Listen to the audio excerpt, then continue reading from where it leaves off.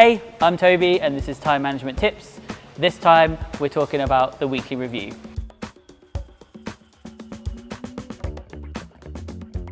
Now, the weekly review is pretty straightforward. It's almost exactly what it sounds like, but it can and should be a vital part of how you manage your time week on week.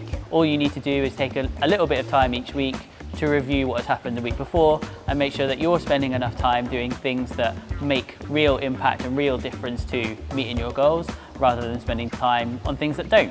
Now, I could pretty much leave it there, and I'm sure you could go off and figure out your own weekly review, but just in case you want a few steps to get you started, then we've got 4 to run through.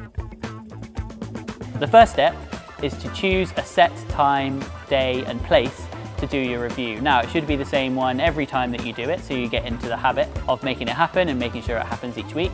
For most people, the most obvious choice is probably last thing on a Friday, because that's when your week's winding down, there's plenty of week to review, it's still fresh in your head, and you probably can't be bothered to do anything else, so it's a good thing to wrap up with on a Friday.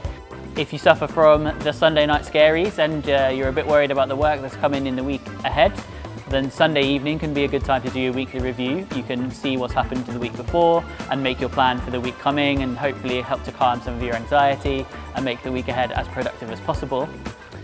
And a third potential option could be first thing on a Monday. Like, if your week's slow to start and you need a good regular task that you know that you'll be able to complete on a Monday morning, first thing on a Monday could be the perfect time to do your weekly review. The second step is to create your review checklist. There are a few things that you need to be able to do. So the first thing is be clear. So make sure that you've got all your information together about what happened last week, like any leftover tasks, any to-do lists, any emails that are floating around. Just pull it all together and make sure you've got a really good understanding of what's happened. And remember to be honest with yourself. There's no point in pretending you've done more than you have. If you're reviewing your week, it's not going to help you. Be current. Find out what you have coming up, find out what you need to do now, find out what the priorities are, and just make sure that you're aware of all the things that are going on in the right now. Be creative. It's an opportunity to come up with new ways to tackle problems that might come up week on week, so make sure that you take some time to think of new ways around things.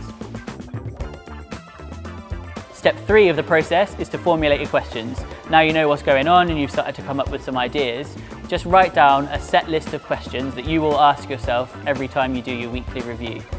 What went well for me this week? What challenges did I face? How did I deal with them? How will I deal with them next time? There's any number of questions that you could ask yourself, but just make sure that you're prepared with the ones that are most useful for you. Step 4 is to plan the week ahead. A pretty obvious step, and there are plenty of tools out there to help you prioritize and plan. Some of them are in other time management tip videos, so have a look at those. But make sure that you've got a plan for everything that's coming up based on the information that you've just gathered from the week before. The weekly review is all about making sure that you're spending your time and energy on things that will actually drive your progress forwards, to make sure that you're not wasting time on things that come up time and again, distract you, get you away from things that actually make a difference.